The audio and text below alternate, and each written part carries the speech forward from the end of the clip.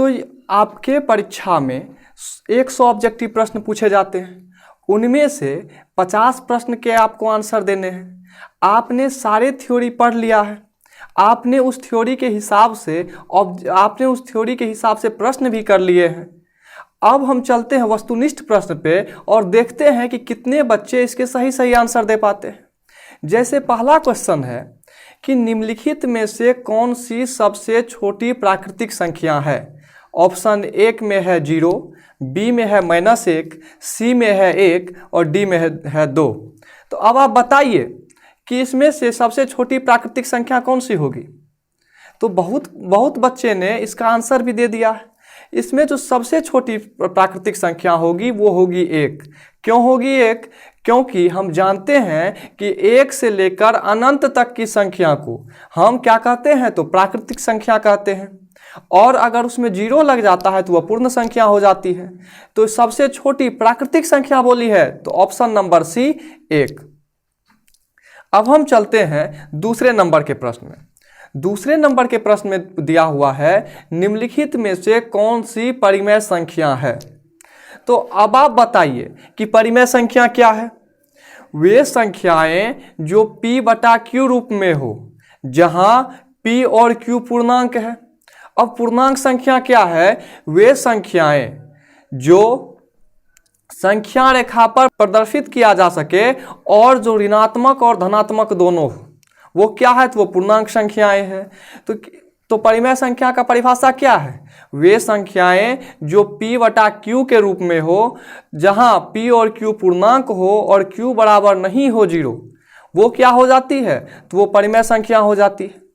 तो अब आप देखिए ऑप्शन नंबर 1 में क्या है? √25। ऑप्शन नंबर बी में क्या है? √5। ऑप्शन नंबर सी में क्या है? 1/√2 और ऑप्शन नंबर डी में क्या है? √3 जो √3। अब आप ऑप्शन नंबर ए देखिए, √25। तो बच्चों क्या है √25? तो √25 किसका होता है? √25 का होता है 5। क्यों होता है 5? क्योंकि 5 का जो √25 का जो वर्गमूल होता है वो होता है 5। तो ये क्या है? ये परिमेय संख्या है। उसके बाद है ऑप्शन नंबर बी √5। आप जानते हैं कि √5 p/q के फॉर्म में तो है, लेकिन यहाँ पे p/q पूर्णांक भी है, q बराबर नहीं है 0, लेकिन p और q के फॉर्म में जो है वहाँ पे √5 हो जाता है, जो कि एक पूर्णांक संख्या के रूप में नहीं आ पाता। तो √5 है, तो आपको थ्योरी में पढ़ाया भी गया है और आपको याद भी होगा और आपने इसे प्रमाणित भी किया है। तो इसमें √5 क्या हो जाएगी? तो √5 अपरिमेय संख्या हो जाएगी। 1/√2 तो अपरिमेय संख्या हो जाएगी। √3 जो √3 ये क्या हो जाएगी? ये भी अपरिमेय संख्या हो जाएगी। तो निम्नलिखित में से कौन सी परिमेय संख्या है? तो √25 का 5 हुआ। ऑप्शन नंबर क्या हो जाएगा? ऑप्शन नंबर ए हो जाएगा। तो चलिए चलते हैं 3 नंबर प्रश्न में। तो बच्चों देखिए, आपको जो भी प्रश्न कराए गए हैं या कराए जा रहे हैं वो सारे प्रश्न पिछले परीक्षाओं में पूछे गए हैं। जैसे अभी 2022 के प्रश्न हो रहे थे। अब और उसके बाद जब ये खत्म हो जाएगा प्रश्न, तो आपको संभावित प्रश्न करवाए जाएंगे कि कौन से प्रश्न परीक्षा में पूछे जा सकते हैं। तो चलिए चलते हैं 3 नंबर प्रश्न में। अब 3 नंबर प्रश्न में है कि निम्नलिखित में से कौन सी अपरिमेय संख्या है।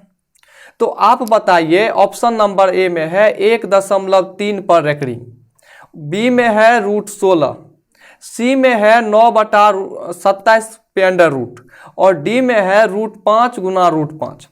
अब आप देखिए कि ऑप्शन नंबर ए क्या है?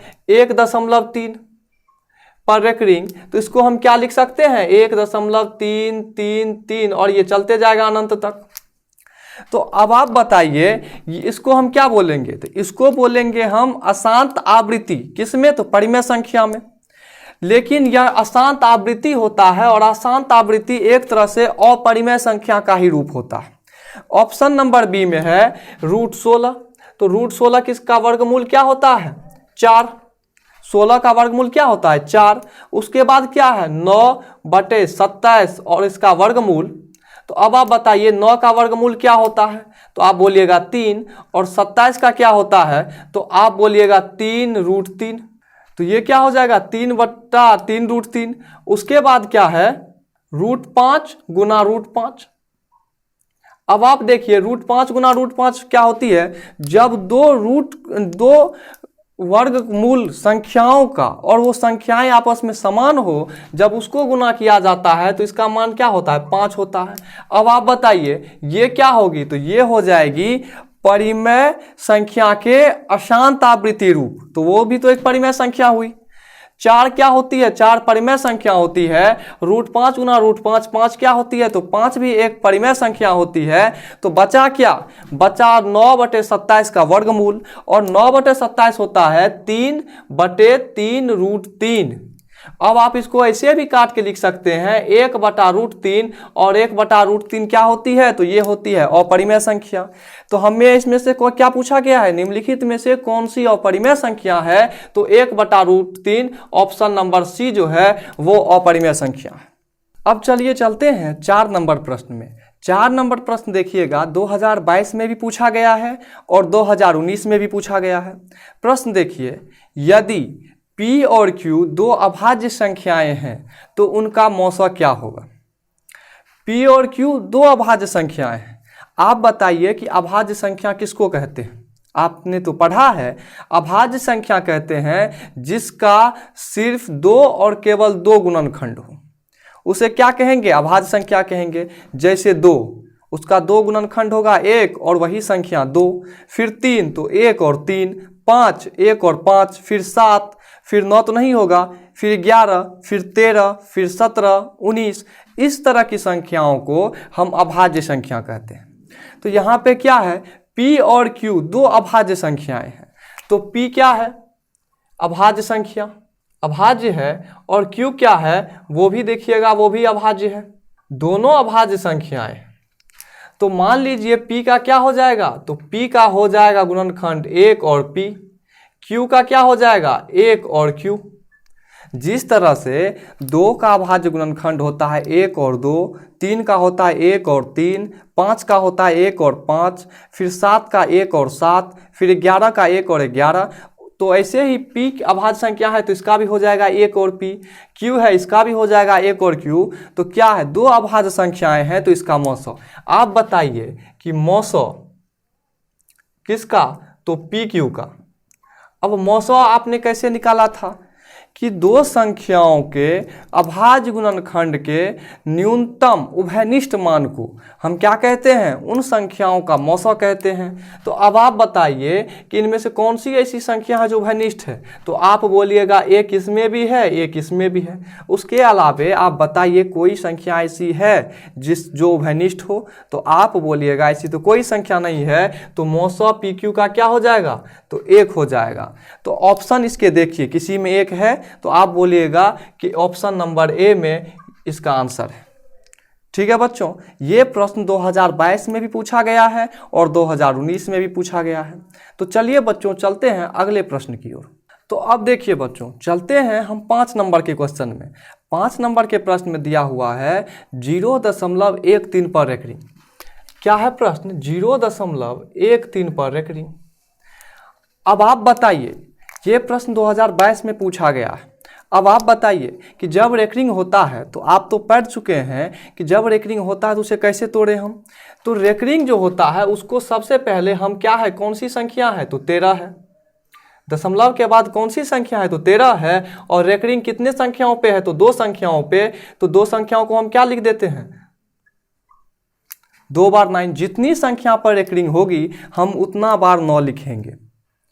जो संख्या है हमने उसको लिखा, जितने अंकों पर संख्या है उतनी बार हम 9 लिख देंगे। तो ये क्या हो जाएगा, यही इसका आंसर हो जाएगा। और आप देखिए कि इसमें से कौन सा ऑप्शन है, तो आप बोलिएगा ऑप्शन नंबर सी इसका राइट आंसर है, उसी में ये मिलता है। क्यों, तो यह प्रश्न बताइए कहाँ से पूछा गया है, तो यह प्रश्न पूछा गया है परिमेय संख्या के अशांत आवृत्ति से। ठीक है बच्चों, तो चलते हैं हम अगले प्रश्न की ओर। अब देखिए बच्चों, प्रश्न नंबर 6 में है कि 18 तथा 72 का मौसा है। ये भी प्रश्न पूछा गया है, 18 और 72 का मौसा। तो मौसा आप किस विधि से निकाल सकते हैं। पहला विधि है यूक्लिड विभाजन एल्गोरिथम से। पहला विधि क्या है? पहला विधि है यूक्लिड विभाजन एल्गोरिथम से कि जब दो संख्याएं होंगी उनके शेषफल प्रमेय के द्वारा आप यूक्लिड विभाजन एल्गोरिथम के द्वारा उसका मौसा निकाल सकते हैं। और दूसरा है लॉसा। तो यूक्लिड विभाजन और दूसरी विधि है आपको अंक गणित की आधारभूत प्रमेय के अनुसार, जिससे हम अभाज्य गुणनखंड करके निकालते हैं। तो हम निकालते हैं यूक्लिड विभाजन एल्गोरिथम से। तो आप देखिए संख्या क्या है 18 और 72।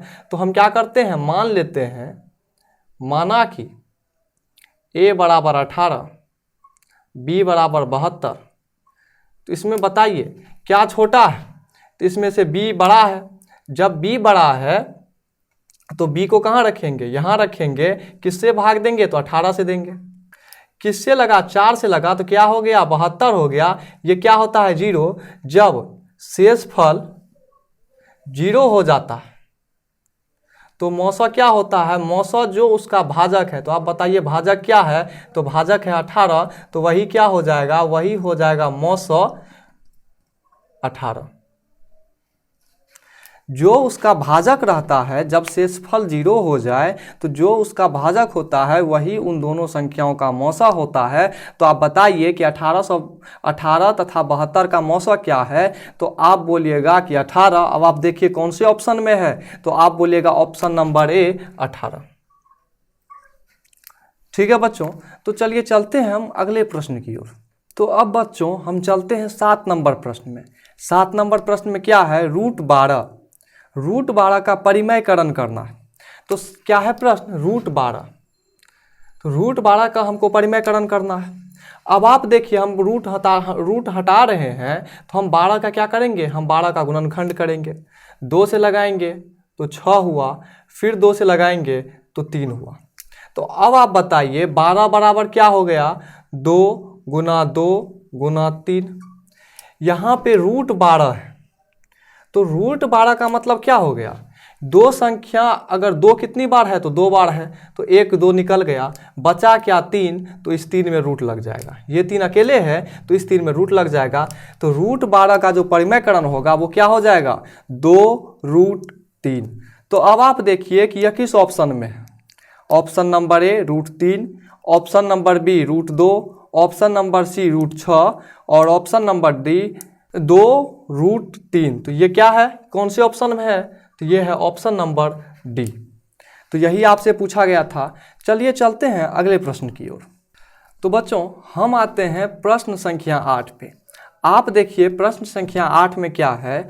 यदि p एक धनात्मक पूर्णांक क्या है कि उसमें सिर्फ जोड़ लगा हुआ है, जैसे 2 3 2/3 1/2 3/4 इस टाइप की संख्या है, तो धनात्मक सम पूर्णांक का रूप क्या होगा?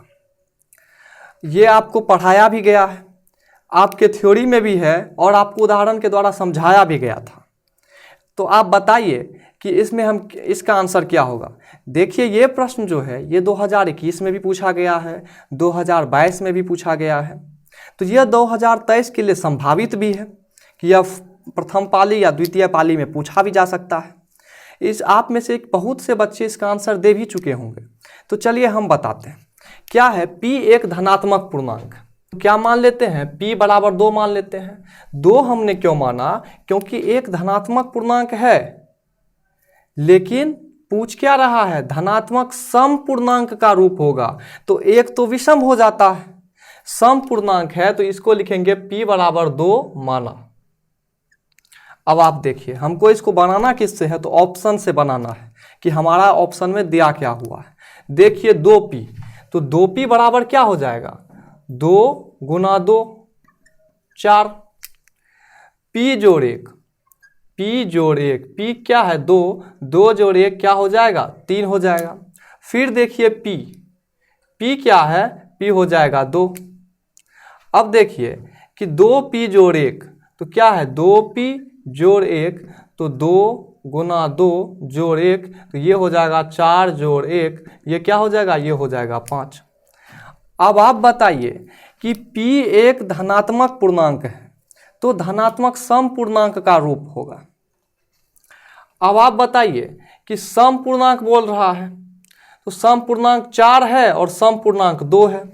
2 कब है? जब हमने 2 माना। मान लीजिए कि यहाँ 2 के जगह पर अगर हमने 1 माना होता, क्योंकि धनात्मक पूर्णांक है, यहाँ पे सम और विषम नहीं कहा गया है। तो जब हम मानते हैं p बराबर 1, तो आप देखिए क्या क्या आंसर निकलता है। ऑप्शन नंबर ए में क्या है? 2p, तो 2 गुना 1 बराबर क्या हो जाएगा? 2 हो जाएगा। ऑप्शन नंबर बी में क्या है? p जोड़ 1, तो 1 जोड़ 1 ये क्या हो जाएगी? ये 2 हो जाएगी। उसके बाद क्या है? p क्या है? p है 1। उसके बाद है 2p जोड़ 1, तो 2p जोड़ 1 क्या हो जाएगा? 2 गुना 1 जोड़ 1 बराबर 3। अब देखिए सम संख्या क्या क्या निकलती है। तो सम संख्या निकलती है 2 और सम संख्या निकलती है 2। इसमें भी दोनों बराबर हैं। लेकिन आप गौर कीजिए कि जब हमने p बराबर 2 माना, तो भी प्रथम ऑप्शन में जो है, पहला ऑप्शन में भी सम आया, और जब हम p बराबर 1 माने तो भी पहले ऑप्शन में 1 हुआ, तभी पहला ऑप्शन में सम संख्या आया, सम धनात्मक पूर्णांक आया। तो आप बताइए इन दोनों संख्याओं में उभयनिष्ठ क्या है? तो आप बोलिएगा इन दोनों संख्याओं में उभयनिष्ठ जो है वो है 2p। 2p रखने पर कुछ भी हो जाए संख्या सम ही आएगी। अगर हम 3 ले लेते हैं तो भी सम संख्या आएगी। ऐसा क्यों? क्योंकि किसी भी सम धनात्मक या विषम धनात्मक संख्या में हम 2 से गुना करेंगे तो वो क्या हो जाएगा? वो सम धनात्मक हो जाएगा। इसीलिए इसका आंसर क्या हो जाएगा? इसका ऑप्शन क्या हो जाएगा? तो इसका ऑप्शन हो जाएगा ऑप्शन नंबर ए 2p। क्या हो जाएगा? तो ऑप्शन नंबर ए 2p। तो प्रश्न में यही पूछा गया था। बहुत से बच्चे पढ़ाए हुए थ्योरी को अच्छे से देखे हैं तो वो अच्छे से जवाब भी दे चुके होंगे। तो चलिए चलते हैं अगले प्रश्न की ओर। तो बच्चों आते हैं हम प्रश्न संख्या 9 में।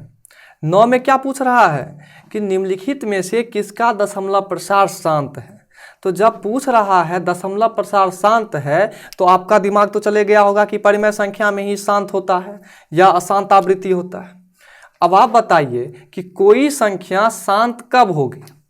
तो आप पढ़े भी हैं, बहुत से बच्चे इसका आंसर दे भी चुके होंगे। तो अब आपने थ्योरी में क्या पढ़ा? आपने पढ़ा है कि कोई भी संख्या क्यों न दिया हुआ हो, कोई भी भिन्न के रूप में क्यों न दिया हुआ हो, हम क्या करेंगे? सबसे पहले उस संख्या का हर देखेंगे। हर में अगर सिर्फ 2 का गुणनफल हो, हर में अगर सिर्फ 5 का गुणनफल हो, या हर में 2 और 5 दोनों का गुणनफल शामिल हो, तभी वो संख्या शांत होगी, नहीं तो अशांत आवृत्ति होगी। तो अब आप देखिए ऑप्शन नंबर 1, इसको सबसे पहले हम क्या करेंगे? ऑप्शन से देखेंगे। तो ऑप्शन नंबर ए में क्या है दिया हुआ? 17/81। अंश क्या है? तो ऊपर वाले को अंश कहते हैं, नीचे वाले को हर कहते हैं। तो अब आप देखिए 81, हमको 81 का करना है, तो 81 का क्या हो जाता है? तो 81 का देखिएगा हो जाता है 3 गुना 3 गुना 3 गुना 3, यही होता है। तो इसमें कहीं आप देखिए 2 है तो आप बोलिएगा नहीं, 5 है तो आप बोलिएगा नहीं, तो ये क्या होगा? ये शांत नहीं होगा। अब आते हैं हम ऑप्शन नंबर बी में। ऑप्शन नंबर बी में क्या है? 16/41। अब आप देखिए 41 का गुणनखंड क्या होता है? क्योंकि हमको सिर्फ हर का करना है, अंश से कोई मतलब नहीं, तो 41 का गुणनखंड हो जाता है 1 गुना 41। 1 गुना 41, तो ये भी क्या होगा? इसमें भी न 2 है न 5 है, तो ये भी क्या हो जाएगा? ये भी शांत नहीं होगा। अब आते हैं हम ऑप्शन नंबर सी में। ऑप्शन नंबर सी में है 13/45। अब आप देखिए 45 को हम क्या लिख सकते हैं? 3 गुना 3 गुना 5। अब आप बताइए कि 5 है तो आप बोलिएगा हाँ 5 है, लेकिन आपको क्या कहा गया था?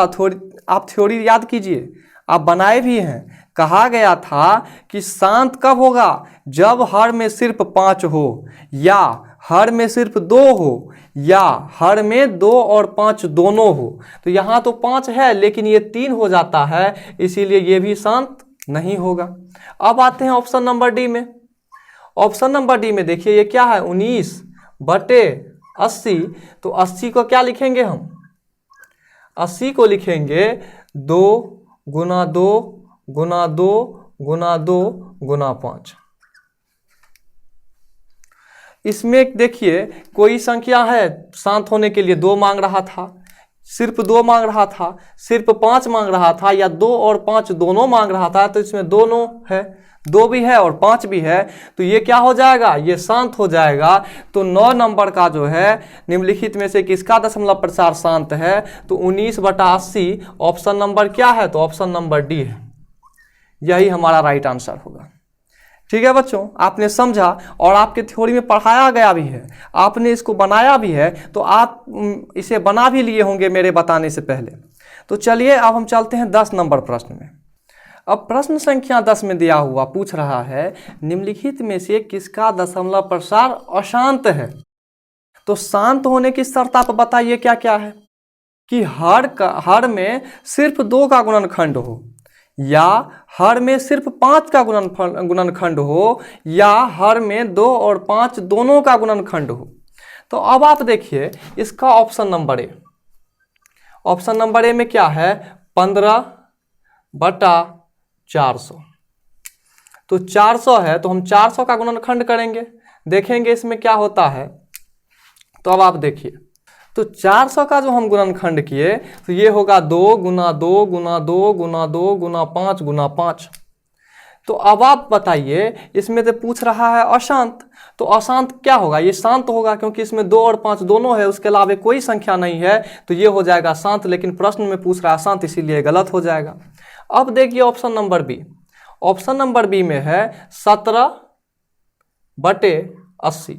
तो 80 का गुणनखंड कीजिए, तो 80 का हो जाएगा 2 गुना 2 गुना 2 गुना 2 गुना 5।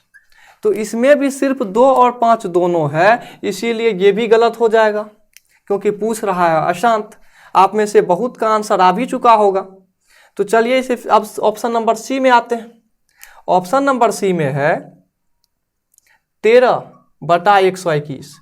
अब 121 को हम तोड़ेंगे तो ये होगा 11 गुना 11। अब आप बताइए कि ऑप्शन इसमें था क्या, अशांत। 2 और 5 इसमें तो ना 2 है ना 5 है, तो अशांत है, तो यह सही है। तो यहाँ पे सही है, हम यहीं पे रुक जाएंगे, ये हमारा आंसर सही है, हम रुक जाएंगे। लेकिन हम एक बार ऑप्शन नंबर डी भी देख लेते हैं। ऑप्शन नंबर डी में है 14/400। तो 400 तो यहाँ भी था, तो 400 का गुणनखंड क्या करेंगे, ये हो जाएगा 2 गुना 2 गुना 2 गुना 2 गुना 5 गुना 5। और ये गलत क्योंकि इसमें 2 और 5 दोनों है, इसके अलावा कोई संख्या नहीं है, तो वो शांत हो जाएगी। तो हमारा ऑप्शन नंबर क्या हो जाएगा, ऑप्शन नंबर सी। तो 10 का आंसर क्या हो जाएगा, सी, 13/121। चलिए हम चलते हैं प्रश्न संख्या 11 पे। प्रश्न संख्या 11 में देखिए बोल रहा है 64 के अभाज्य गुणनखंड में 2 का घातांक क्या है। तो अभाज्य गुणनखंड बोल रहा है, तो हम क्या करेंगे, 64 का अभाज्य गुणनखंड करेंगे। अब आप इसमें देखिए कि यहाँ आप कहाँ इसमें पढ़े अभाज्य गुणनखंड। तो अभाज्य गुणनखंड आपको याद भी होगा कि आपने पढ़ा था थ्योरी में अंक गणित के आधारभूत प्रमेय में। तो हम 64 का गुणनखंड करते हैं, 2 से लगाए तो 32 हुआ, फिर 2 से लगाए तो 16 हुआ, फिर 2 से लगाए 8 हुआ, 2 से लगाए 4 हुआ, फिर 2 से लगाए तो 2 हुआ। तो 64 बराबर कितना हो गया, 2 गुना 2 गुना 2 गुना 2 गुना 2 गुना 2। तो कितना 2 है, तो 2 पर पावर कितना है होगा, तो 6 हो जाएगा। जितनी संख्या होगी उतना पावर हो जाएगा। तो अब आप बताइए, प्रश्न में है कि 2 का घातांक क्या है। तो 2 का घातांक क्या है, 2 का घातांक 6 है। तो ऑप्शन नंबर क्या हो जाएगा, ऑप्शन नंबर सी हो जाएगा, क्योंकि ऑप्शन नंबर सी में 6 है दिया हुआ। तो हमसे यही पूछा गया था। तो चलिए चलते हैं अब अगले प्रश्न की ओर। अब देखिए प्रश्न संख्या 12 में क्या दिया हुआ है कि यदि भाग एल्गोरिथम, तो भाग एल्गोरिथम का मतलब हो गया यूक्लिड विभाजन एल्गोरिथम। यूक्लिड विभाजन एल्गोरिथम में a बराबर बी क्यू जोड़ आर, क्या दिया हुआ है, a बराबर बी क्यू जोड़ आर। अब आप देखिए में a बराबर 37, b बराबर 4, r बराबर 1 है, तो q का मान पूछ रहा है। तो अब आप बताइए कि कितने बच्चे इसका आंसर दे सकते हैं। थ्योरी तो पढ़ाया गया है और आप लोगों में से बहुत से इसमें बना भी चुके होंगे। तो चलिए अब हम बनाते हैं। ए कितना दिया हुआ है, तो ए दिया हुआ है 37। बी कितना दिया हुआ है, तो बी दिया हुआ है 4। आर दिया हुआ है 1। है क्या, तो है ए बराबर बी क्यू जोड़ आर। ए का मान बैठाइए, या ए का मान क्या है दिया हुआ है 37। बी कितना दिया हुआ है 4। क्यू तो नहीं दिया हुआ है तो सिर्फ क्यू, और आर दिया हुआ है 1। तो अब आप देखिए 37 बराबर कितना हो जाएगा, 4 गुना क्यू क्या हो जाता है 4 क्यू जोड़ 1। तो देखिए हम यहाँ इसको इस तरह से लिख सकते हैं 4 क्यू जोड़ 1 बराबर 37। तो आप बोलिएगा हाँ लिख सकते हैं। अब हम क्या करेंगे, 4 क्यू को रखेंगे और 1 को वहाँ भेजेंगे। तो जब बराबर के वो बाएं साइड जाएगा तो वो क्या हो जाएगा, यहाँ पे जोड़ है तो वहाँ पे घटाव हो जाएगा। तो 4 क्यू बराबर कितना हो जाएगा, 4 क्यू बराबर हो जाएगा 37 में से 1 गया तो 36, और क्यू बराबर क्या हो जाएगा, तो क्यू बराबर हो जाएगा 36/4। कितना से हुआ, तो 9 से हुआ। तो क्यू बराबर कितना हो जाएगा, क्यू बराबर हो जाएगा 9। अब आप देखिए कि कौन सी ऑप्शन में आया, तो आप बोलिएगा ऑप्शन नंबर ए, उसमें दिया हुआ है इसका आंसर 9। तो इस प्रश्न में हमसे यही पूछा गया था। तो चलिए चलते हैं अब अगले प्रश्न की ओर। 13 नंबर प्रश्न में है कि 156 के अभाज्य गुणनखंड में 2 का घात क्या है। 2 का घात क्या है, आप याद कीजिए कि एक प्रश्न और था कि 64 के अभाज्य गुणनखंड में 2 का घात क्या है। तो अब आप निकालिए, हम रुकते हैं, आप निकालिए। चूंकि ये प्रश्न 2022 में पूछा गया है, इसी साल ये प्रश्न पूछा भी गया है। तो आप देख लीजिए कि आप जितने थ्योरी को पढ़े हैं, क्या आपको लग रहा है कि आपसे एक भी प्रश्न छूटेगा, क्योंकि थ्योरी के बाहर एक भी प्रश्न नहीं है। तो अब आप देखिए क्या दिया हुआ है 156। 156 का क्या बोल रहा है, अभाज्य गुणनखंड करने, तो हम करते हैं।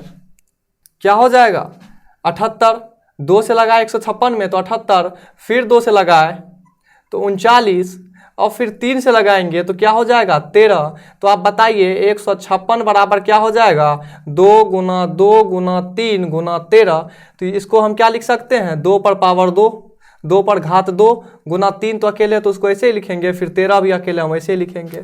प्रश्न में है कि 2 का घात क्या है, तो 2 का घात क्या है 2 है।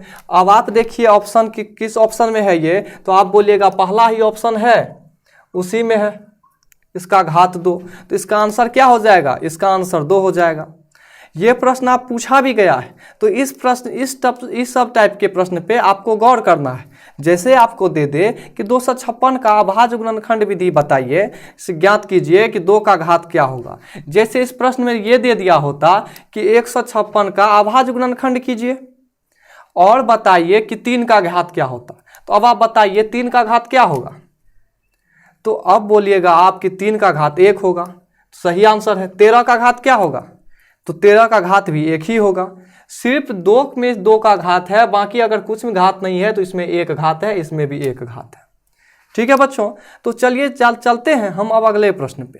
14 में क्या है, निम्नलिखित में से कौन अपरिमेय संख्या है। आप बताइए अपरिमेय संख्या कहते किसे हैं, तो आप बोलिएगा वैसी संख्याएं जो p/q के रूप में हो, जहां p और q पूर्णांक संख्या हो और q बराबर क्या हो, तो q बराबर नहीं हो 0। उस संख्या को हम क्या कहेंगे, के रूप में नहीं हो। वहां पे रूप में हो तो परिमेय संख्या, रूप में नहीं हो तो अपरिमेय संख्या। तो यहाँ पे है निम्नलिखित में से कौन अपरिमेय संख्या है। तो आप ऑप्शन देखिए और बताइए कि इसका आंसर क्या होगा। चलिए हम बताते हैं कि अपरिमेय संख्या है। तो अपरिमेय संख्या का ऑप्शन नंबर ए देखिए, क्या है ऑप्शन नंबर ए, √64। √64 का वर्गमूल, तो हम 64 के वर्गमूल को क्या लिख देंगे 8, क्योंकि √64 का वर्गमूल जो होता है वो होता है 8। तो ऑप्शन नंबर ए में क्या है √64। निम्नलिखित में से कौन परिमेय संख्या है, तो √64 इसका 8 हो जाता है। तो ये गलत हो जाता है, क्योंकि यह क्या है, यह एक परिमेय संख्या है। पूछ रहा है अपरिमेय संख्या। अब हम चलते हैं ऑप्शन नंबर बी में। क्या दिया हुआ है 5 माइनस √3। अब आप बताइए ये क्या कौन सी संख्या है, परिमेय की अपरिमेय। आपने इसे प्रमाणित भी किया है, याद कीजिए। तो यह अपरिमेय संख्या है, क्यों? क्योंकि 5 एक परिमेय संख्या है, लेकिन 3 एक अपरिमेय संख्या है। और ये कहा गया था कि जब कोई परिमेय संख्या और अपरिमेय संख्या आपस में जोड़ या घटाव से जुड़ते हैं तो वो संख्याएं अपरिमेय संख्या होती है। तो ये ऑप्शन सही है। अब हम आते हैं ऑप्शन नंबर सी में। ऑप्शन नंबर सी में क्या है, √12 बटे √3।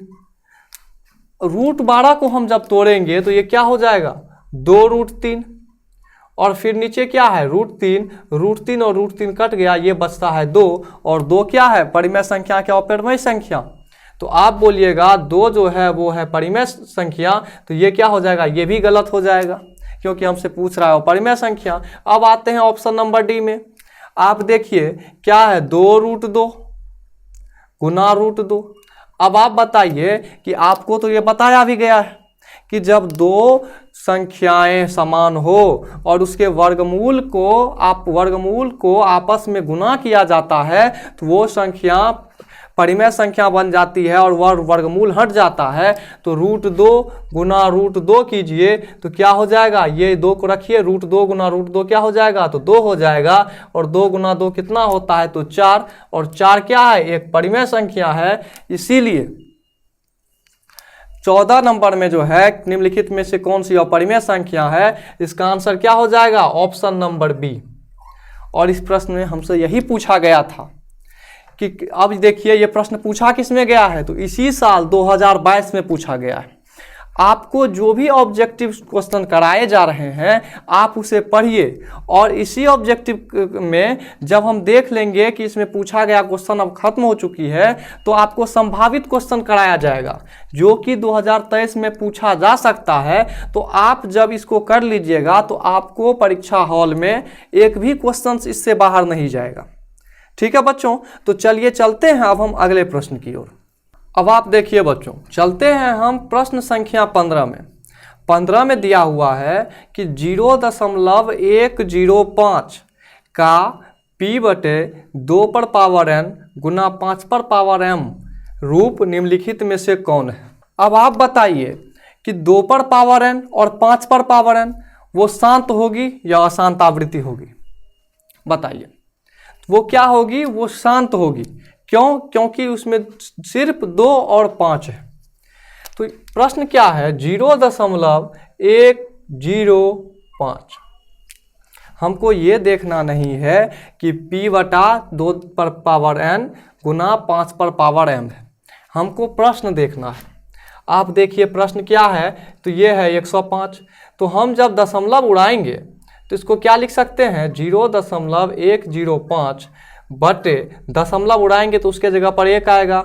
दशमलव के बाद कितनी संख्याएं हैं, तो 3 संख्याएं हैं, तो 3 0 आएगा। तो क्या हो जाएगा, ये हो जाएगा 105 बटे 1000। 1000 को हम क्या लिखेंगे, 105। जब 1000 का हम गुणनखंड करेंगे तो ये हो जाएगा 2 गुना 2 गुना 2 गुना 5 गुना 5 गुना 5। अब देखिए कुछ कटने वाला भी है ऊपर नीचे, तो आप बोलिएगा ये 5 से कट जाएगा। तो इसको क्या लिखेंगे काट के, इसको लिखेंगे 21। 5 दूनी 10 और 5 का 5, तो 1 मर्तबे, तो 21, और नीचे से 1 5 कट गया। अब तो नहीं लगेगा, तो हम क्या लिखेंगे, 21 बटे। अब आप देखिए कि 2 पर 2 कितनी है, तो 2 बोलिएगा 3 है, तो 2 पर पावर 3। क्यों हमने ऐसा लिखा, क्योंकि दिया हुआ है, मांग रहा है p/2 पर पावर n गुना 5 पर पावर n, इसीलिए हमने इसको घात रूप में लिखा है। गुना 5 कितनी है, तो 5 2 है। अब आप देखिए कि यह किस ऑप्शन से मिलता है। ऑप्शन नंबर ए में है 12/2 पर पावर 4 गुना 5 पर पावर 0, तो यहाँ है, तो ऑप्शन नंबर ए नहीं होगा। ऑप्शन नंबर बी देखिए, ऑप्शन नंबर बी में है 21/2 पर पावर 3 गुना 5 पर पावर 2, तो 21/2 पर पावर 3 गुना 5 पर पावर 2, तो यह किस ऑप्शन में हो जाएगा? Option number B. अब जब हमको ऑप्शन मिल ही गया तो हम आगे क्यों देखें? तो इस प्रश्न में यही पूछा गया था। अब आप बताइए कि जब आपको इस टाइप के प्रश्न दिए जाएंगे परीक्षा हॉल में, मान लीजिए 105 नहीं है, यहाँ पे कुछ और संख्याएं हो, तो क्या आप उसे नहीं निकाल पाएंगे? आप उसे अच्छी तरह से निकाल पाएंगे। दशमलव हटा के दशमलव के जगह पर 1, जितनी संख्याएं होंगी दशमलव के बाद उतना जीरो आगे बैठाएंगे, और जो भी संख्याएं आई उनका हम कहीं अलग में गुणनखंड कर लेंगे, अभाज्य गुणनखंड, और उसे नीचे में लिख देंगे। जो कटने वाला होगा कटेगा, नहीं कटने वाला होगा नहीं कटेगा, जो घात के रूप में आएगा लिख देंगे। तो इस प्रश्न में यही पूछा गया था। तो चलिए चलते हैं अब हम 16 नंबर प्रश्न में। अब आप देखिए बच्चों, प्रश्न संख्या 16, आपने इस टाइप के प्रश्न को बना भी लिया है। तो अब आप बताइए, 100% इसमें बच्चे को बन जाना चाहिए, क्योंकि थ्योरी भी दिया गया है, उसे समझाया भी गया है, और अभी कुछ प्रश्न इसके कराए भी गए हैं। तो अब आप बताइए कि इसका आंसर क्या होगा। प्रश्न संख्या 16 कि निम्नलिखित में से कौन परिमेय संख्या है? यह 2022 में पूछा भी गया है, आपको थ्योरी में बताया भी गया है। तो ऑप्शन नंबर ए देखिए, 4 जोड़ √7, ऑप्शन नंबर बी 10 जोड़ √100, ऑप्शन नंबर सी 2 जोड़ √3, ऑप्शन नंबर डी 5 जोड़ √5। तो बताइए इसमें से क्या होगा ऑप्शन। तो चलिए अब हम बताते हैं। पहला क्या है? पहला है 4 जोड़ √7। तो आपको क्या पता है? 4 परिमेय संख्या है, √7 अपरिमेय संख्या है, और जब एक परिमेय संख्या और एक अपरिमेय संख्या को आपस में जोड़ा या घटाया जाता है तो वो संख्या क्या होगी? वो अपरिमेय होगी। तो ये क्या हो जाएगा? ये अपरिमेय हो जाएगा। लेकिन पूछ क्या रहा है? पूछ रहा है परिमेय।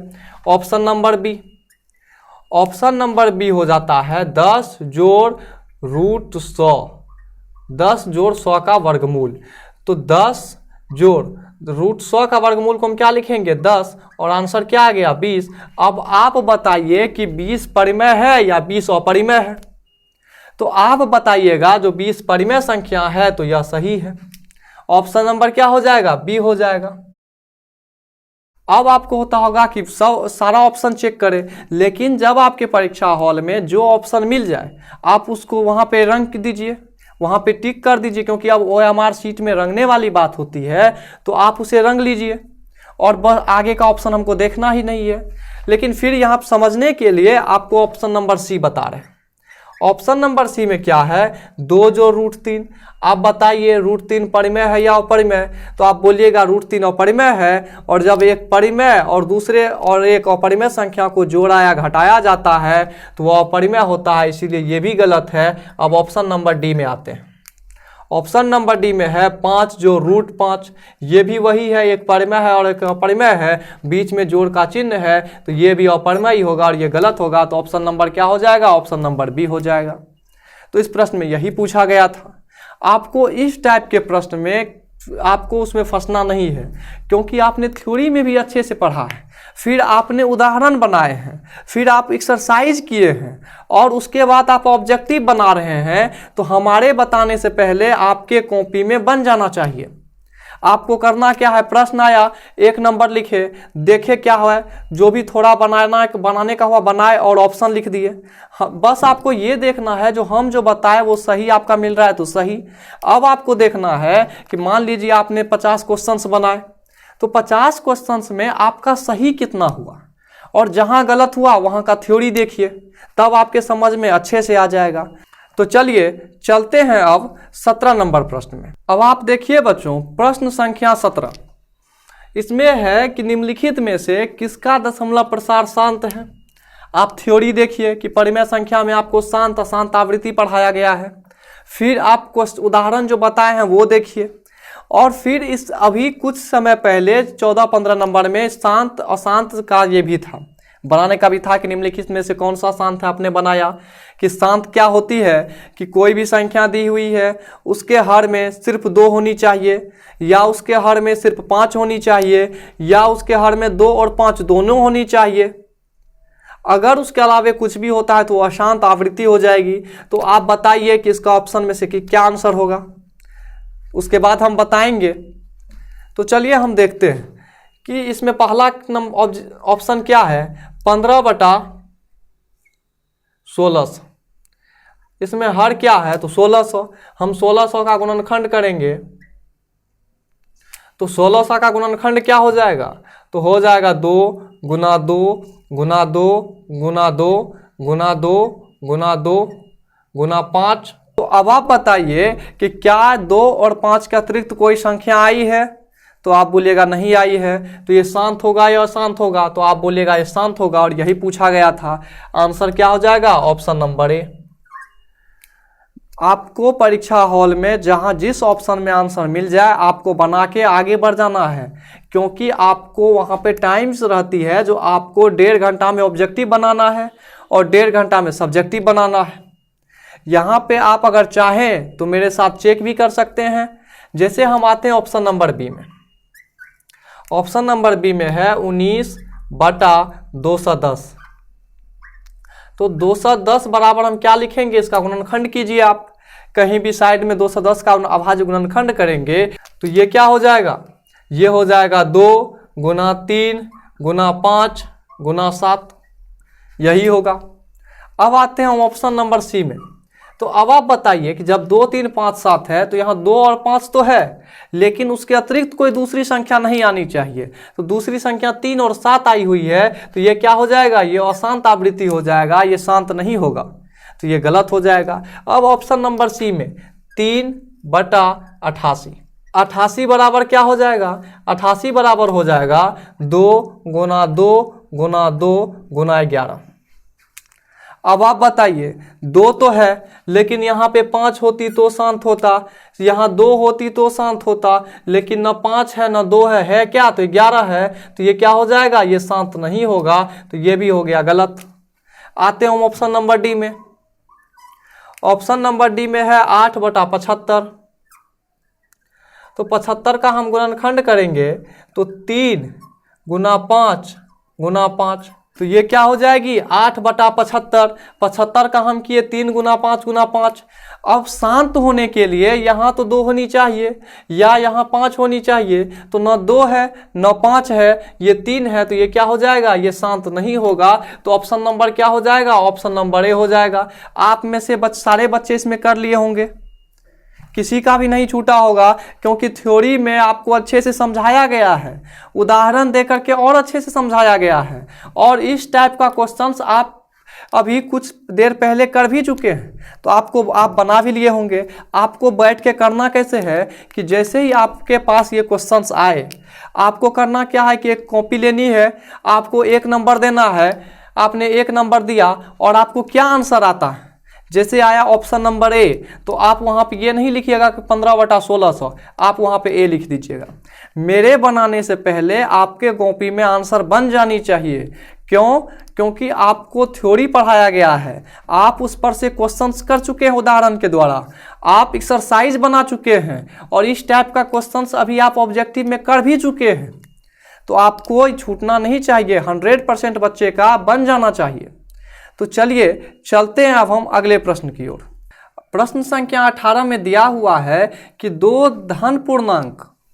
धनात्मक पूर्णांक, जिसको धन पूर्णांक बोला है, 2 धन पूर्णांक ए और बी के लिए मौसा ए बी और लौसा ए बी बटा ए बी, ए बी का मतलब क्या, एक संख्या गुना दूसरी संख्या बराबर है।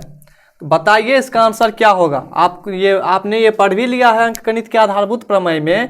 याद कीजिए कि मौसा और लौसा के बीच संबंध आपने पढ़ा है कि मौसा गुना लौसा बराबर एक संख्या गुना दूसरी संख्या होती है। तो आप इसका आंसर बताइए कि इसका आंसर क्या होगा। अब आप देखिए हम बनाते हैं, बहुत सारे बच्चे इसका आंसर दे भी चुके होंगे, बना भी लिए होंगे।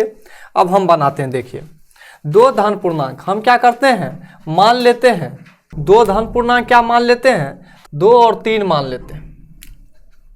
माना कि 2 और 3 दो धन पूर्णांक है।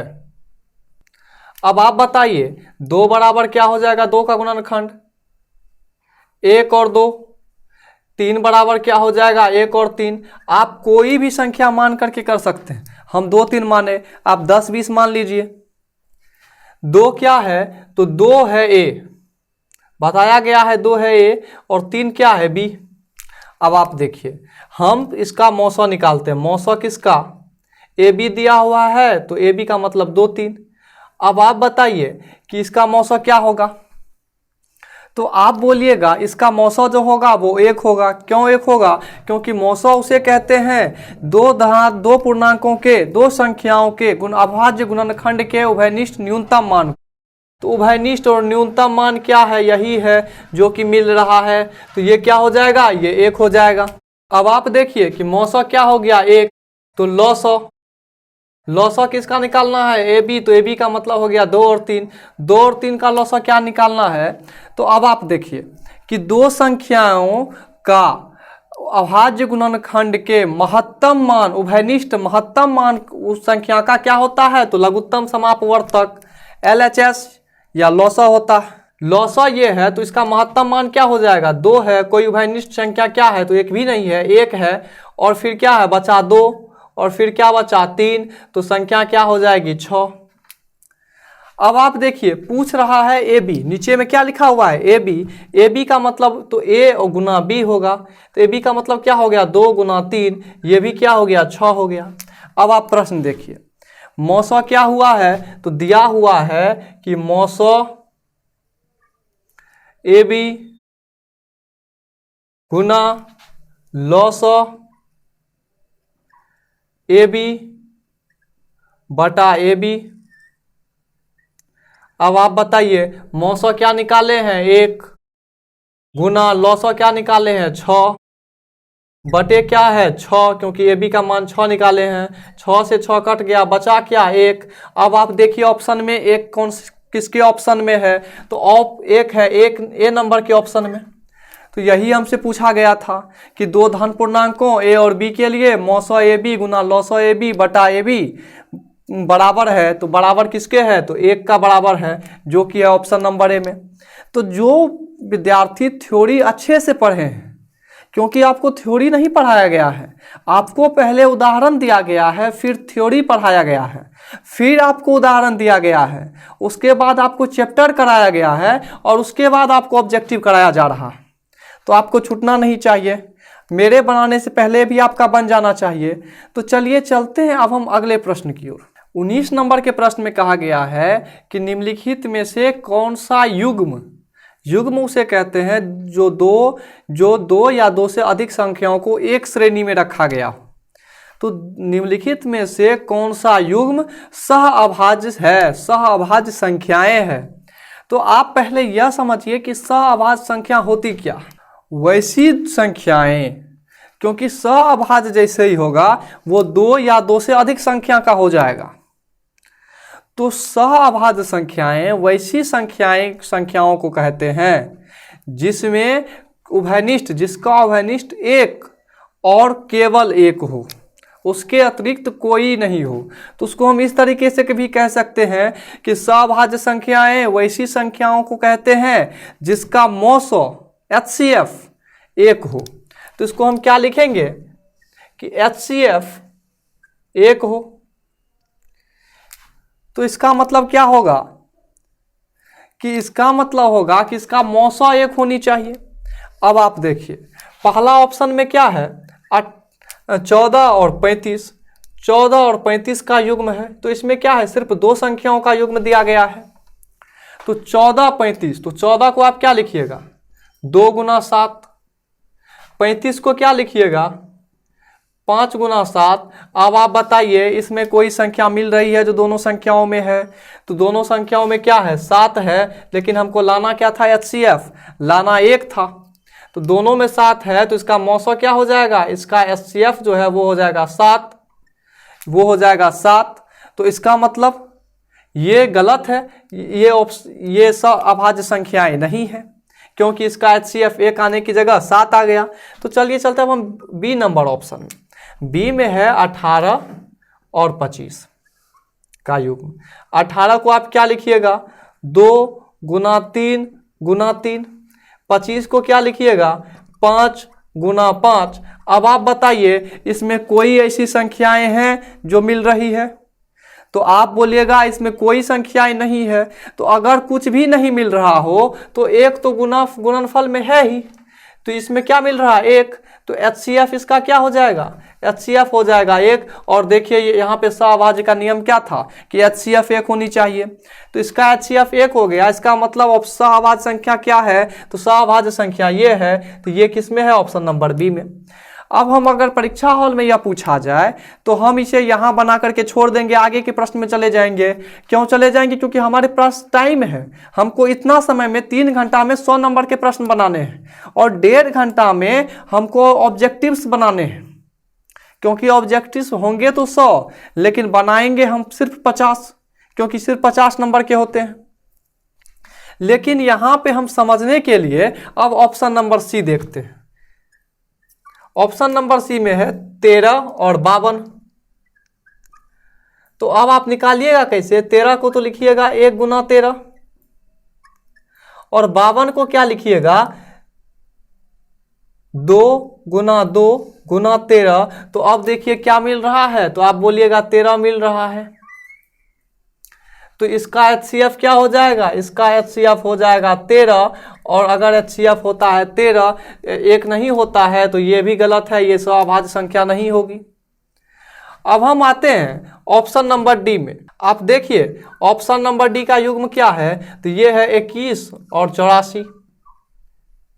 21 को हम तोड़ते हैं तो ये होगा 3 गुना 7। 84 को तोड़ते हैं तो ये होगा 2 गुना 2 गुना 3 गुना 7। मिल क्या रहा है, तो 3 भी मिल रहा है, 7 भी मिल रहा है। तो आप देखिए कि 21 और 84 का जब हम किए तो 21 का हुआ 3 गुना 7, 84 का हो गया 2 गुना 2 गुना 3 गुना 7। HCF क्या हो गया, 3 गुना 7, क्योंकि 3 गुना 7 उभयनिष्ठ है, दोनों में है, तो क्या हो गया 21। लेकिन हमको तो यहाँ HCF बोल नहीं रहा है, हमको बोल रहा है सहभाज्य संख्या। सहभाज्य संख्या में HCF 1 होनी चाहिए, यहाँ 21 हो गया, तो ये भी क्या हो गया, ये भी गलत हो गया। तो ऑप्शन क्या है सही, ऑप्शन है ऑप्शन नंबर बी, और ऑप्शन नंबर बी हमारा सही है। तो चलिए बच्चों चलते हैं हम 20 नंबर प्रश्न में। 20 नंबर के प्रश्न में क्या कहा गया है कि निम्नलिखित में से कौन यौगिक संख्या है, ये भी इसी साल पूछा गया है। अब आप बताइए यौगिक संख्या क्या होती है। तो यौगिक संख्या वो होती है जिसका 2 से अधिक गुणनखंड हो। तो जिसका 3 और 3 से अधिक गुणनखंड हो उसे हम यौगिक संख्या कहते हैं। अब आप देखिए 3 से अधिक गुणनखंड का मतलब, जैसे हम देखते हैं अभाज्य संख्या, अभाज्य संख्या का ठीक उल्टा होता है। अभाज्य संख्या देखिए कि क्या होता है कि जिसका सिर्फ 2 गुणनखंड हो, एक कि वो 1 से लगे और दूसरी कि वह खुद अपने से लगे, जैसे 2। 1 को हम क्या बोलते हैं, अभाज्य संख्या नहीं बोलते हैं और न ही उसे यौगिक संख्या बोलेंगे।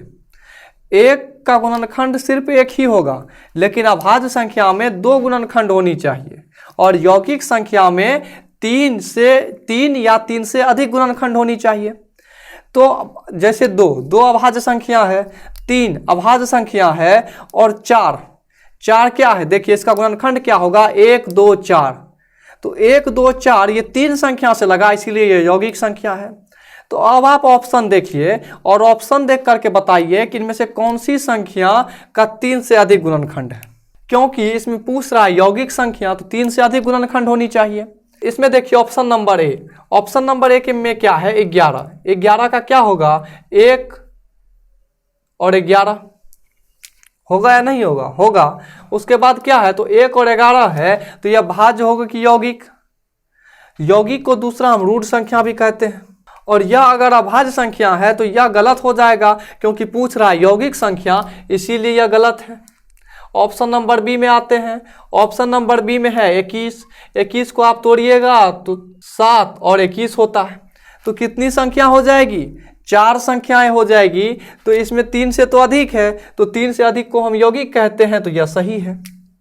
अब आप देखिए, जब आपको ये बन जाएगा, मान लीजिए आप बना रहे हैं परीक्षा हॉल में और आपको प्रश्न पत्र के ऑप्शन नंबर बी में मिल गया, तो आपको ऑप्शन नंबर सी अब नहीं देखना है।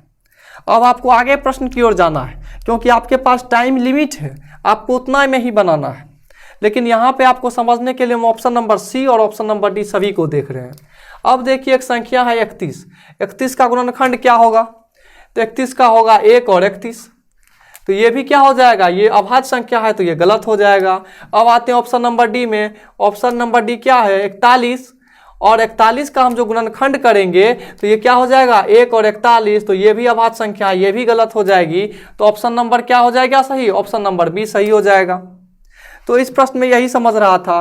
फिर से आप समझिए, आप इससे पहले पढ़े सअभाज्य संख्या, जो आपके लिए नया है।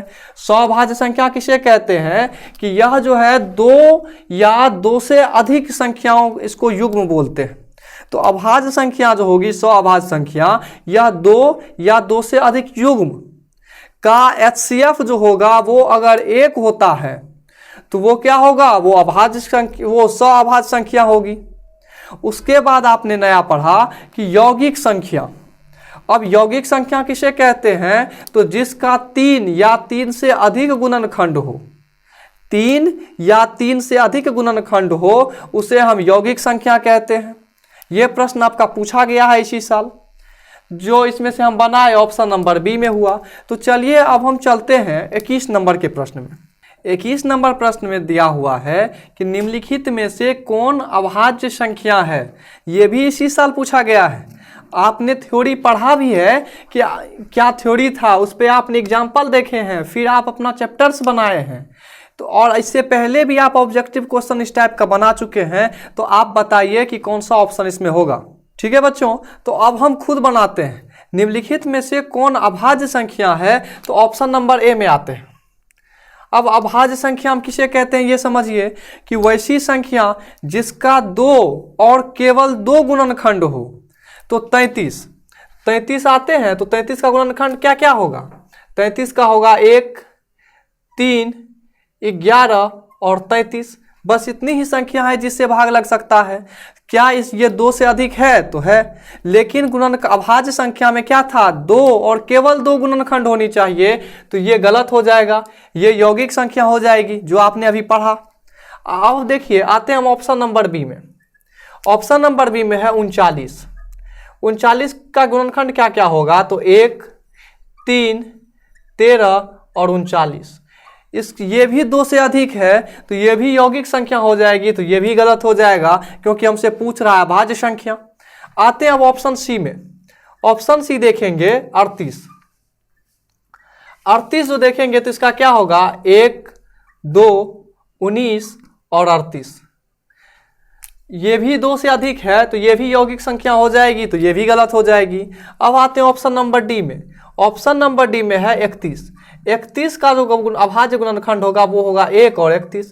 तो ये केवल 2 गुणनखंड है इसका, तो 2 और केवल 2 होनी चाहिए, तो ये सही है क्योंकि ये अभाज्य संख्या है। तो ऑप्शन नंबर क्या हो जाएगा? ऑप्शन नंबर डी हो जाएगा।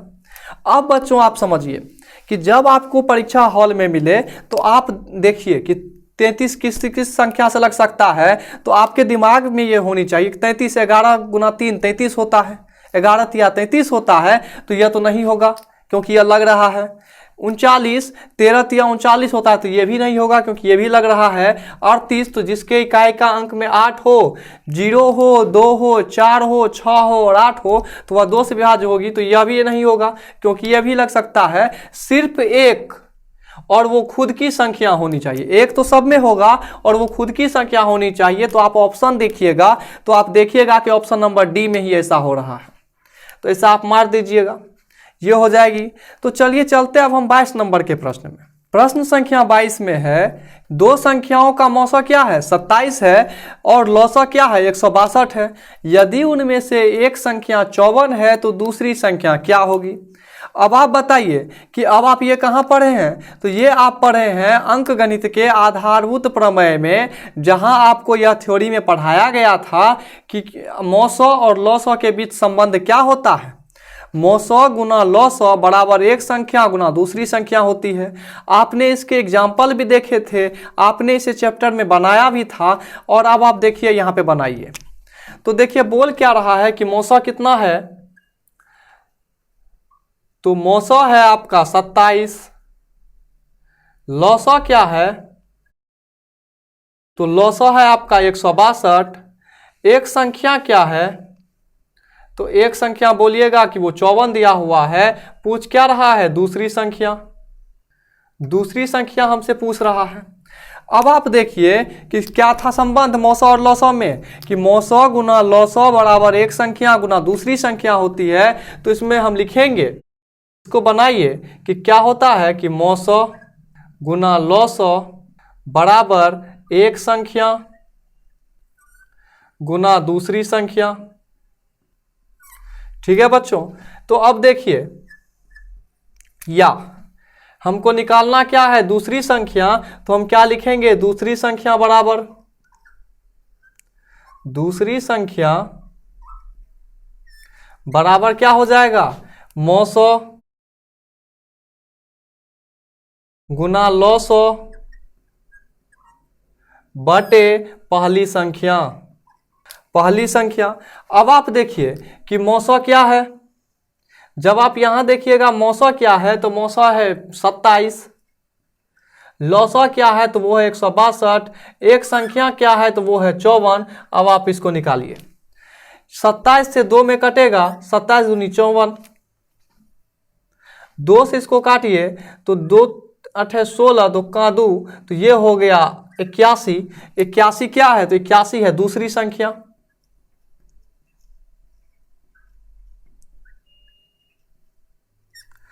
तो अब आप देखिए बच्चों कि ये जो है ये किस कौन से ऑप्शन में है, कौन से ऑप्शन में 81 है। तो आप देखिएगा पहले ऑप्शन में 36 है, वो तो नहीं होगा। दूसरे ऑप्शन में 45 है, वो भी नहीं होगा। तीसरे ऑप्शन में 9 है, वो भी नहीं होगा। और चौथे ऑप्शन में 81 है, तो option number D, option number D जो है वो 81 है। तो यहाँ पे क्या इसका आंसर हो जाएगा, ऑप्शन नंबर डी। अब आप समझिए कि जब आपको परीक्षा हॉल में ये प्रश्न दिए जाएंगे, तो अब आप इतना तो कीजिएगा नहीं, इतना कीजिएगा तो समय की बर्बादी होगी। तो आप क्या कीजिएगा, जैसे एक संख्या निकालने के लिए जो संख्या बोले वो संख्या लिखनी है। अगर पूछ दे मौसा क्या होगा, तो आपको पहले क्या करना है, एक संख्या गुना दूसरी संख्या लिख देना है, नीचे में लौसा लिख देना है। अगर पूछ दे एक संख्या, तो मौसा और लौसा को एक साइड में रखना है, ऊपर रखना है, और नीचे में दूसरी संख्या दे देंगे। तो हम डायरेक्टली उससे निकाल सकते हैं, इतना लिखने की जरूरत नहीं है। डायरेक्ट लिखेंगे दूसरी संख्या बराबर मौसा क्या दिया हुआ है 27, लौसा क्या दिया हुआ है 162, एक संख्या क्या है 54, काट लेंगे, जो भी आंसर आएगा वो होगा। इस तरह से बनाएंगे तो जल्दी बनेगी, समय की बर्बादी नहीं होगी। आपको समझने के लिए हमने इस तरीके से बनाया है, चूंकि आपने इसे थ्योरी में पढ़ा भी है, इसे समझा भी है, तो आपको इस तरीके से बनाना है। तो चलिए अब हम चलते हैं प्रश्न संख्या 23 पे। 23 में है कि संख्याएं 12, 15 और 21 क्या है, तो 12, 15 और 21। इसका क्या बोल रहा है कि 12, 15 और 21 का मौसा क्या होगा। अब आप देखिए ये प्रश्न इसी साल पूछा गया है। अब आप देखिए कि इसको निकालेंगे कैसे। तो सबसे पहले इसको हम दो तरीके से निकाल सकते हैं, आप जानते हैं। पहला कौन सा, यूक्लिड विभाजन एल्गोरिथ्म। दूसरा कौन सा, अंकगणित की आधारभूत प्रमेय से अभाज्य गुणनखंड विधि के द्वारा। आप में से बहुत बच्चे इसे बना भी लिए होंगे, क्योंकि ये पढ़ाया गया है आपके थ्योरी में भी, फिर एग्जाम्पल में भी। तो चलिए हम इसे बनाते हैं। जैसे है 12, तो 12 का अभाज्य गुणनखंड जब हम करेंगे तो वो क्या होगा, जैसे यहां पे 12 का अभाज्य गुणनखंड करते हैं। जैसे देखिए 12 का अभाज्य गुणनखंड करेंगे तो 2 से लगेगा, 6 होगा, फिर 2 से लगाएंगे 3 होगा, तो ये क्या हो जाएगा 2 गुना 2 गुना 3। उसके बाद क्या है 15, तो 15 का क्या हो जाएगा 3 गुना 5। उसके बाद है 21, 21 का क्या होगा 3 गुना 7। अब क्या पूछ रहा है, तो पूछ रहा है मौसा। क्या पूछ रहा है, तो पूछ रहा है मौसा। अब आप बताइए मौसा क्या होता है। तो किसी भी संख्या के अभाज्य गुणनखंड विधि के द्वारा उभयनिष्ठ न्यूनतम मान को हम क्या कहते हैं, तो उन संख्याओं का मौसा कहते हैं। अब आप देखिए इनमें से कौन सी ऐसी संख्याएं हैं जो तीनों में है। तो अब आप बताइएगा 3 इसमें भी है, 3 इसमें भी है, 3 इसमें भी है, तो जब तीन तीनों में है, उसके अलावा कोई संख्या है तो नहीं है, तो वो इस संख्या का क्या हो जाएगा, वो इस संख्या का मौसा हो जाएगा। अब आपको देखना है कि यह कौन से ऑप्शन में है, तो ऑप्शन नंबर ए उसी में है। ऑप्शन नंबर बी में 5 है, तो ऑप्शन नंबर ए में 3 है, तो इसका क्या आंसर हो जाएगा, इसका आंसर हो जाएगा 3, ऑप्शन नंबर ए। ठीक है बच्चों, आपने इसे समझा। चलिए चलते अब हम 24 नंबर प्रश्न पे। तो अब आप देखिए बच्चों, 24 नंबर के प्रश्न में बोल रहा है कि किसी धनात्मक पूर्णांक q के लिए, किसी धनात्मक पूर्णांक q के लिए प्रत्येक धनात्मक विषम पूर्णांक का रूप होता है। अब आप बताइए कि कोई भी धनात्मक विषम पूर्णांक है, आप इससे पहले कौन सा क्वेश्चन बनाए थे, तो आप इससे पहले सम पूर्णांक का रूप होता है, जहां पे 2q 3q ऐसे करके था।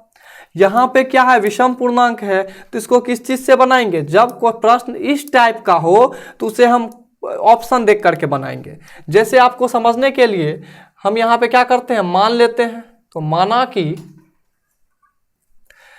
कि q बराबर, क्योंकि संख्या क्या है q, तो q बराबर क्या मान लेते हैं, 1। अब आप देखिए ऑप्शन नंबर ए में क्या है, 6q, तो 6q तो 6 गुना 1 क्या हो जाता है, 6। अब आप बताइए कि यह सम है या विषम है, तो आप बोलिएगा यह सम है। पूछ रहा है क्या, तो विषम पूछ रहा है, तो यह गलत हो जाएगा।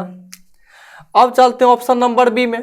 ऑप्शन नंबर बी में क्या है, 6q जोड़ 2, तो क्या हो जाएगा, 6 गुना 1 जोड़ 2, तो ये हो जाएगा 6 जोड़ 2 बराबर 8। अब आप बताइए ये सम है या विषम है, तो आप बोलिएगा ये सम है, और पूछ क्या रहा है, विषम है, तो ये भी गलत हो जाएगा। अब पूछ रहा है ऑप्शन नंबर सी में 6q जोड़ 1, 6q जोड़ 1, तो अब आप देखिए 6q है तो क्या लिखेंगे, 6 गुना 1 जोड़ 1 है, तो 1 लिखे, तो क्या हो गया, 6 जोड़ 1 क्या हो जाता है, 7। अब आप बताइए कि 7 सम है या विषम है, तो सम विषम उस संख्या को कहते हैं जिसमें 2 से भाग न लगे, और सम उस संख्या को कहते हैं जिसमें 2 से पूर्णतः भाग लग जाए, तो इसमें तो 2 से भाग नहीं लगेगा, ये विषम संख्या हो जाएगी। तो ये क्या पूछ रहा है, यही हमसे पूछ रहा है। धनात्मक तो सभी हैं, कोई ऋणात्मक है नहीं है, तो ये क्या पूछ रहा है, यही पूछ रहा है कि अब विषम पूर्णांक है या नहीं है। तो आपको जहां आंसर मिली वहां कीजिएगा और आगे बढ़ जाइएगा, क्योंकि आपको वहां पे टाइम दिया रहता है। आपको समझने के लिए हम ऑप्शन डी देख रहे हैं। ऑप्शन नंबर डी में क्या है कि 6q प्लस 4, q को हम q के जगह पर क्या माने हैं, तो q के जगह पर 1 माने हैं, जोड़ 4, तो 6 गुना 1 6 होता है, जोड़ 4 बराबर 10। और आप बताइए कि 10 सम होता है या विषम होता है, तो आप बोलिएगा 10 में 2 से भाग लग जाता है, तो यह सम होता है। और पूछ क्या रहा है, विषम पूछ रहा है, इसीलिए क्या हो जाएगा, ऑप्शन नंबर सी हो जाएगा। तो 24 का कौन सा ऑप्शन हो जाएगा, ऑप्शन नंबर सी हो जाएगा।